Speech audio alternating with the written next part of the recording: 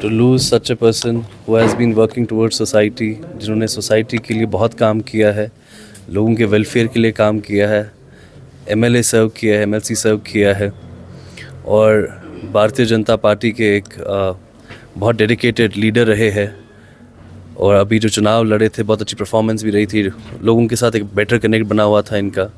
तो it's really unfortunate to lose such soul और such person. तो भारतीय जनता पार्टी की जो भी श्रीनगर विंग की टीम है वो इनकी फैमिली के साथ है, कंसोलिडेटेड है। इनकी फैमिली को जितना भी सपोर्ट कर सकते हैं, we'll support them and we'll stand strong with them. Sir जो है वो इंस्टीट्यूशन का कॉल है।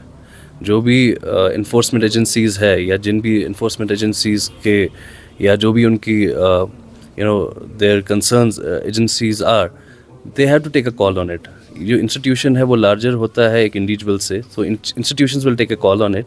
इसमें जो हमारी इन्फोर्समेंट एजेंसीज़ है, जो हमारी लीगल बॉडीज़ है, they will take a call कि what should be the status, so that will leave up to them. Bhajpa का देखिए, statehood will come at the right time. Statehood will, nobody will decide the statehood. Statehood will come from the Prime Minister Modi and from the Home Minister itself. So जब Prime Minister Modi साहब या Home Minister साहब decide करेंगे कि statehood आना है, तभी statehood आएगा। At the right time it will be given. They have promised it on the floor of Parliament. They've been saying again and again.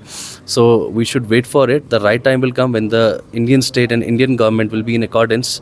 तब जाके स्टेटहुड जो है वो रिस्टोर हो जाएगा। And we have to see lot of contours and parameters. All the contours and parameters should be in place when it comes to statehood, when it comes to restoring the statehood or giving back the status of statehood to Jammu and Kashmir.